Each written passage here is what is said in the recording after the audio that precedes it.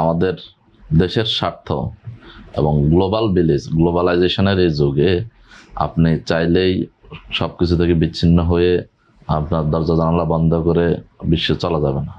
এটাকে আপনাকে চলতে হবে। এবং আপনি দেখেন এখানে আমাদের দেশে অনেকে জামাত ইসলামী ক্ষমতায় আসলে দেশ বন্ধ অচল হয়ে যাবে, দেশ চলবে না, সারা বিশ্ব থেকে বিচ্ছিন্ন হয়ে যাবে, এরকম জুজুর ভয় দেখায়, মানুষকে আতঙ্কিত করার চেষ্টা করে। কিন্তু আপনি দেখেন ইরান, আমি আগে কথাটা বলি, আপনি আমাকে বলতে দেন, টুইস্ট করে। আমার হচ্ছে যে আপনি দেখেন ইরান কিন্তু একটা ইসলামিক রেভলিউশন হয়েছে, ইসলামিক কান্ট্রি। তাহলে ইসলামী রেভলিউশনের পরে ইরানে 1979 সালে সে ইসলামী বিপ্লবের পরে আজ পর্যন্ত ইসলামিক সে আয়াতুল্লাহ বা হচ্ছে ধর্মীয় নেতা তাদের সবকিছু মেনটেন করে সেই রাষ্ট্রটা পরিচালিত হচ্ছে।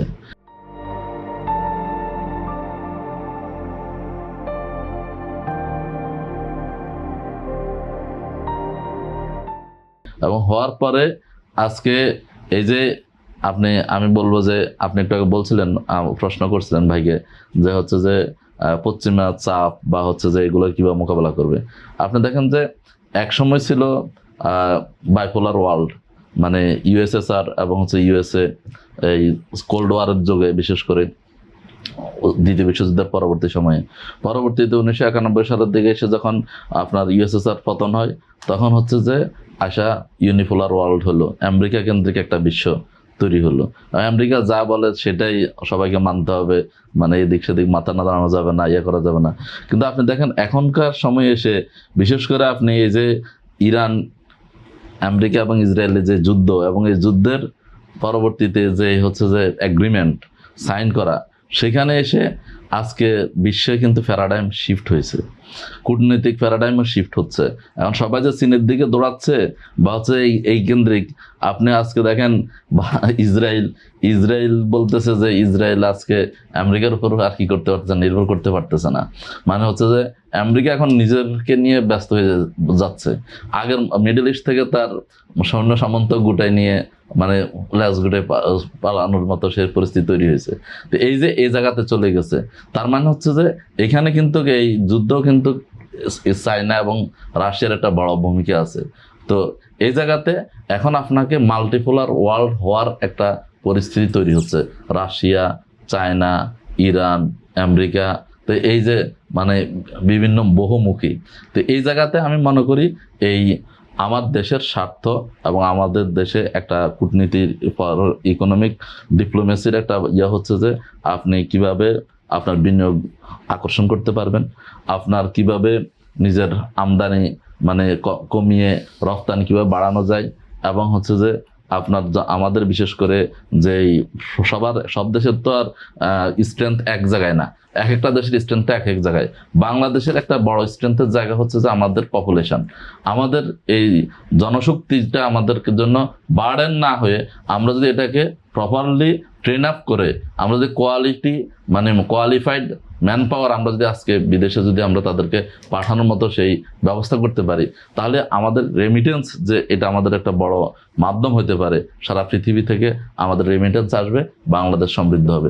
এক একটা দেশের উন্নয়নের কিন্তু এক একটা মাধ্যম হয়। যেমন আপনি সিঙ্গাপুর আমি স্টাডি করে দেখলাম যে আপনি প্রায় 712 বর্গ কিলোমিটার একটা রাষ্ট্র, আমার হাতিয়ারের আয়তন কিন্তু 2100 বর্গ কিলোমিটার, একটা দ্বীপ। তাহলে আপনি সেইটা একটা দেশ, কিন্তু সেখানে আপনি দেখেন তারা 1965 সালের দিকে এসে স্বাধীনতা অর্জন করার পরে আজকে কিন্তু তারা পৃথিবীতে এমন একটা জায়গায় চলে গেছে, আমাদের দেশের প্রধানমন্ত্রী, রাষ্ট্রপতি অসুস্থ হলে কিন্তু ওই চলে যায় কোথায়, সিঙ্গাপুরে, মাউন্ট এলিজাবেথ হাসপাতালে। কিন্তু বাংলাদেশে একটা মাউন্ট এলিজাবেথের মতো একটা ওইরকম মানের আধুনিক মানের হাসপাতাল করার জন্য সেই উদ্যোগ আমরা দেখি না। এই জন্য আমরা মনে করি যে এখানে যে সার্ভিস বেসড সিঙ্গাপুর যে আজকে এই পর্যায়ে চলে গেল, তাহলে সেই জায়গার মতো বাংলাদেশও আজকে কূটনীতি বলি আর হচ্ছে যে পররাষ্ট্রনীতি বলি, সরকারকে এই জায়গাতে নজর দিতে হবে। চীনের সাথে আমরা সম্পর্ক করবো, অবশ্যই আমাদের দরকার আছে। ভারতের আধিপত্য, আপনি ভাই একটা কথা বলছেন যে ভারতের সাথে আমাদের সম্পর্ক নেইবার কান্ট্রি হিসেবে অবশ্যই গুরুত্ব দেওয়া উচিত। কিন্তু আপনার যদি আত্মমর্যাদা না থাকে, আপনি যদি মানে উইনিং সিচুয়েশন যদি মেনটেন করতে না পারেন, আপনি যদি স্বামী স্ত্রীর কথা বলে সবকিছু শুধু ওপেন করে দেন আর আপনাকে কিছু না দেয়, তাহলে আপনাকে যদি সীমান্তে গুলি করে হত্যা করে ফেলানের মতো লাশ ঝুলে থাকে, আজকে যদি আমার পুশ পুশিং করে আছে। শুভেন্দু অধিকারী বলছে 10,000 আমরা ঠেলে দিয়েছি, ফাটাই দিয়েছি। আছে যদি বলে যে বাংলাদেশে গাজা বানায় ফেলবে, বাংলাদেশকে মুহূর্তের মধ্যে দখল করে নেবে, তাহলে একটা স্বাধীন সার্বভৌম দেশ হিসেবে আমার যে মর্যাদা, আমার যে সম্মান, সেটা যদি আমার প্রতিবেশী যদি আমাকে রেসপেক্ট না করে, তাহলে আপনি কিভাবে একতরফা ভাবে গত 17 বছর এই জাতীয় পার্টি এবং আওয়ামী লীগ যেভাবে দিয়েছে, আর এর সাথে আর কি দেয়ার আছে? কিছু তো দেয়ার নাই। আমি না কি আমি তো বলি এর চেয়ে আর মানে সম্পর্ক আর কোন পর্যায়ে গেলে, আর কোন পর্যায়ে গেলে পরে আপনি হচ্ছে যে এটাকে মানে তাদের সন্তুষ্টি অর্জন করতে পারবেন, কিন্তু সেগুলো তো বন্ধ হয় নাই। তো এই জন্য আমরা যদি মাল্টি লেভেলে কূটনীতিটা করতে পারে সরকার, এবং সেখানে দেশের স্বার্থটাকে প্রাধান্য পায়, এবং হচ্ছে যে এই যে আপনার চীনের সাথে আমাদের একটা আমদানি, চীন থেকে আমরা প্রায় 16 থেকে 17 বিলিয়ন ডলার আমদানি করি, কিন্তু সেখানে আমার রপ্তানি হচ্ছে মাত্র $1 থেকে $2, 2 বিলিয়ন ডলার। তাহলে এই $1-2 বিলিয়ন ডলার মানে বিশাল হচ্ছে বাণিজ্য ঘাটতি। তো এখন এই জায়গাগুলোকে আমাদেরকে আসলে নিজস্ব প্রোডাকশন বাড়াইতে হবে। আমাদের দেশে কিভাবে আমরা এই আমদানিটা কমিয়ে রপ্তানিটা আমরা বাড়াইতে পারি, সেই জায়গাগুলোতে দিতে হবে। এবং বিদেশি ইনভেস্টমেন্ট বাংলাদেশে আসে না, এই ক্ষেত্রে না আসার পিছনে একটা বড় কারণ হচ্ছে যে বাংলাদেশের যে দুর্নীতি এবং যে আমলাতান্ত্রিক জটিলতা, এগুলো যদি সরকার দূর না করার পদক্ষেপ গ্রহণ না করে, ওয়ান স্টপ সার্ভিস যদি আজকে চালু করতে পারে, যে সব কোনো কেউ একজন ইনভেস্টমেন্ট করতে আসবে, সে একটা জায়গায় বসে সে সবগুলো মানে সার্টিফিকেট বলেন বলেন সে সার্ভিসটা পাবে, তাকে জায়গায় জায়গায় গিয়ে ঘুষ দিতে হবে না, তাকে জায়গায় জায়গায় গিয়ে হ্যারাসমেন্টের শিকার হইতে হবে না, তাহলে কিন্তু বিদেশি বিনিয়োগ আকৃষ্ট হবে এবং আমাদের উৎপাদনটা বাড়বে।